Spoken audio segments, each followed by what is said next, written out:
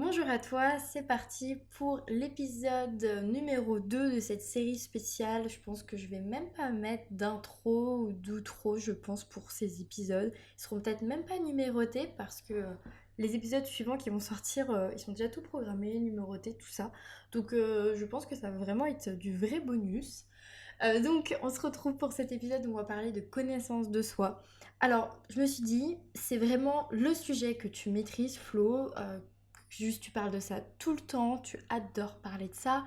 Tu vas pas te faire de notes pour cet épisode. Vraiment, tu vas passer plus de temps à écrire un script, à te prendre la tête sur les formulations ou j'en sais rien, alors qu'en fait, juste parle avec ce que tu sais, avec ton cœur, et ça sera tout aussi bien. Donc j'espère que ça sera pas trop brouillon et que je vais pas partir trop dans tous les sens. Mais après j'ai un peu l'impression que vous commencez aussi à aimer finalement ce format où juste je me laisse aller à parler sur un sujet et que voilà j'ai des super retours d'ailleurs sur mes épisodes où j'ai tenté ça.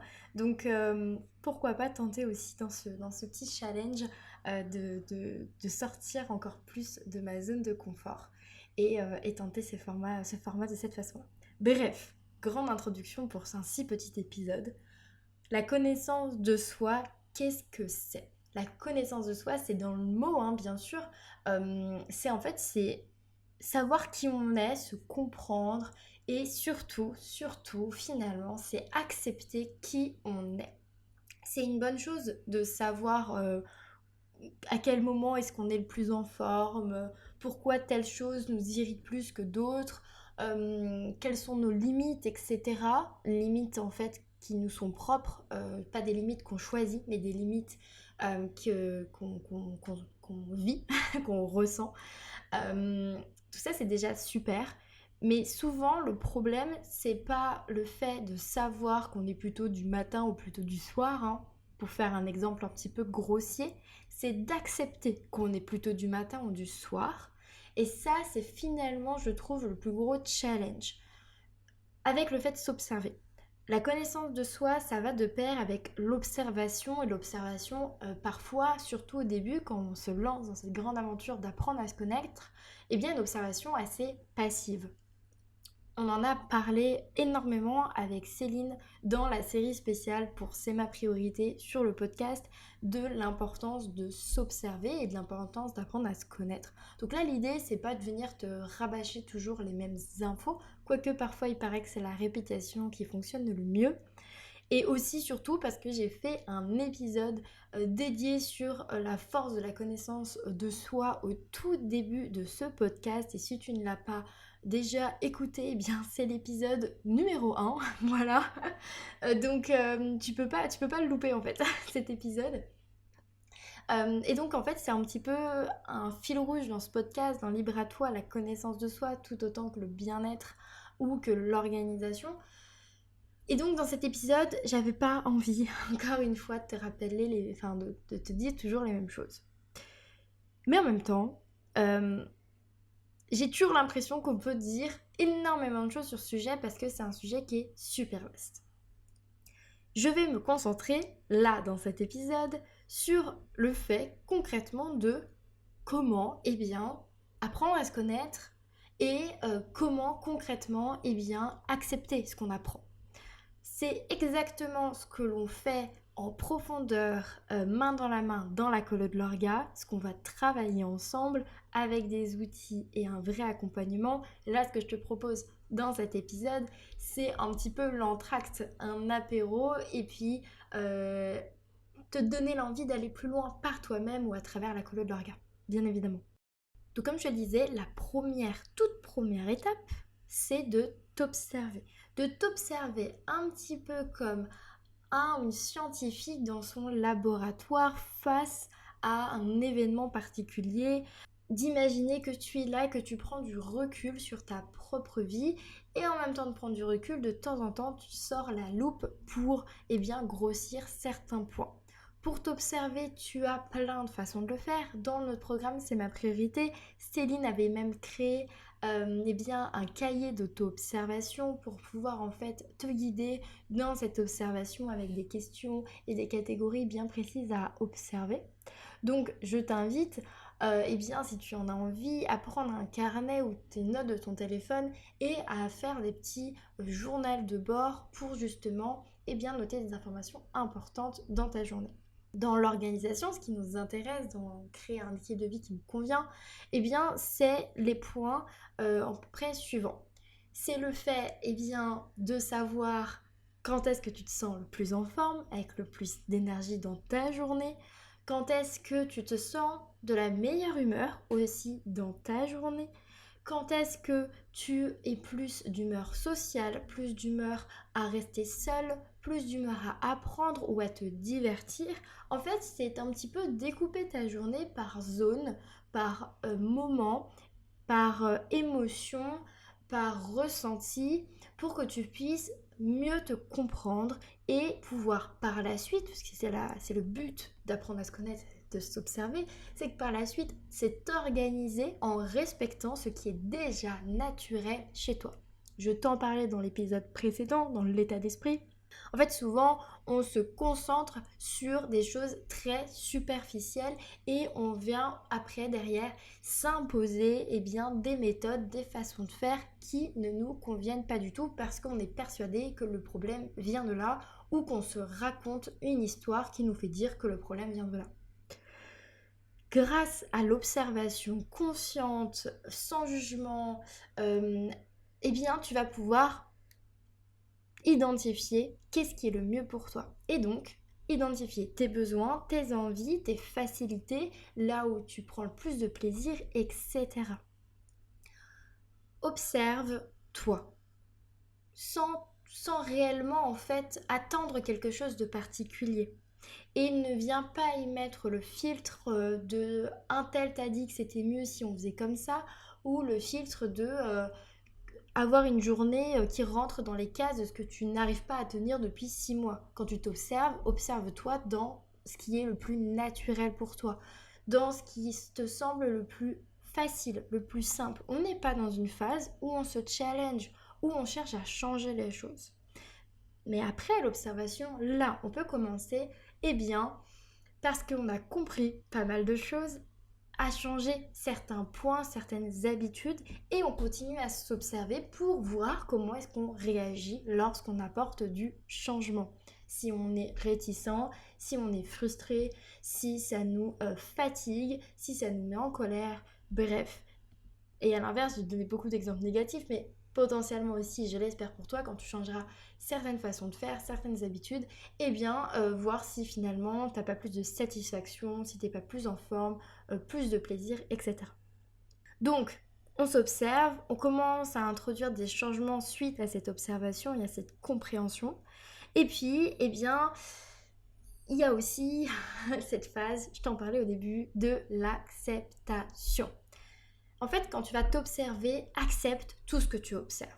Ne te prive pas de t'accepter pleinement, de t'aimer pleinement. Je vais utiliser ce mot parce que c'est fort et c'est hyper important pour moi et c'est vraiment aussi quelque chose que je porte énormément. Et si tu peux repartir avec une chose après avoir écouté cet épisode, c'est accepte-toi et aime qui tu es.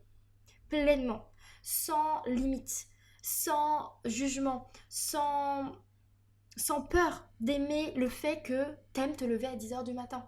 Aime le fait que c'est compliqué pour toi de rester concentré plus de 30 minutes. En fait, tout ce qui te dérange aujourd'hui, tout ce que tu as l'impression de devoir combattre, d'aller à l'encontre parce que ça ne rentre pas dans tes cases, dans ce qu'on t'a appris ou dans ce que tu penses devoir être en tant qu'entrepreneur, parent, peu importe, même si la société montre ça comme un défaut, passe par cette phase de l'accepter, de l'aimer, de le comprendre. Et c'est seulement si tu arrives à faire ça que tu pourras travailler dessus par la suite et te transformer, changer les choses. En fait, tu peux pas travailler sur un point qui te pose problème si tu ne l'as pas validé, en fait. C'est comme si tu allais travailler dans le vide. Si tu veux travailler sur quelque chose que tu ne valides pas, que tu ne considères pas comme étant existant pleinement, donc que tu acceptes, que tu oses regarder en face, eh bien c'est comme si tu choisissais de travailler dans le vide, en fait, de taper dans le vide. Non, tape sur ton clou, sur le bon clou, avec le bon outil. Mais c'est uniquement en passant par l'observation et l'acceptation que tu sauras quel marteau utiliser.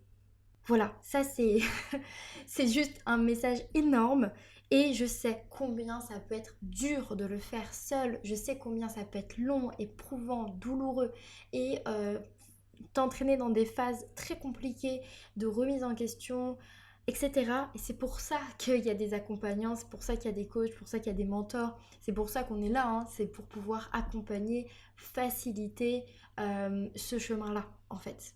Et t'apporter un cadre dans lequel tu te sens aussi en sécurité pour le faire. Donc, la connaissance de soi, c'est de l'observation, de l'acceptation, et puis derrière, de la compréhension. Apprendre à te connaître, c'est apprendre à te comprendre. Plus tu te comprendras, plus tu sauras pourquoi en fait tu réagis comme ça, tu es comme ça, tu te sens comme ça, plus tu pourras justement, eh bien, te sentir mieux avec toi, t'accepter aussi, ça va ensemble parce que c'est plus simple d'accepter quand on comprend d'où ça vient. Et aussi, tu pourras trouver, comme je le disais, le bon marteau pour taper sur ton clou. Parce que quand tu comprends pourquoi le clou n'est pas au bon endroit, pourquoi est-ce qu'il n'est pas enfoncé, pourquoi il est traviole, eh bien, c'est beaucoup plus simple de venir le redresser, de trouver le bon outil et de te sentir plus épanoui dans ton quotidien.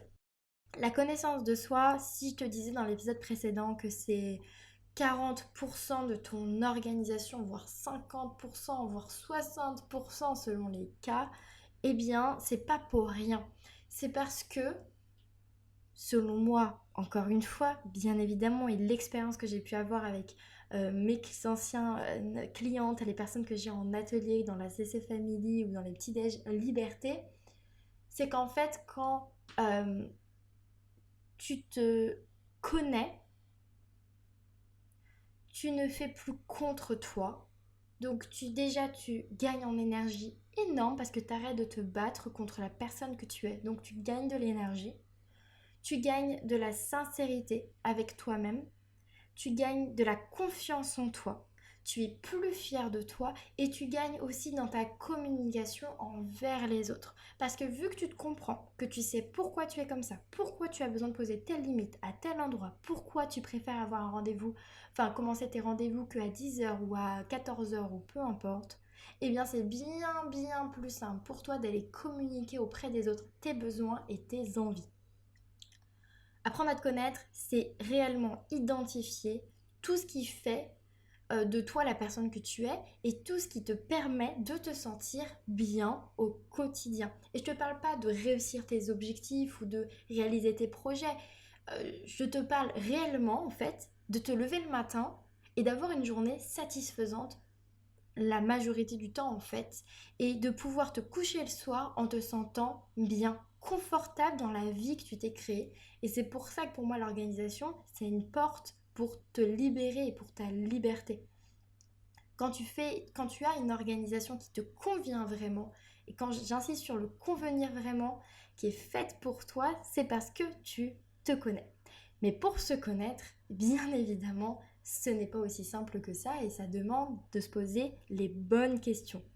Et pour te poser les bonnes questions, eh bien c'est ce qu'on fait dans la colo de l'orga. Je le répète, mais c'est vraiment là où je t'accompagne à te poser les bonnes questions. Mais là, rien qu'avec cet épisode, tu as énormément de pistes de réflexion.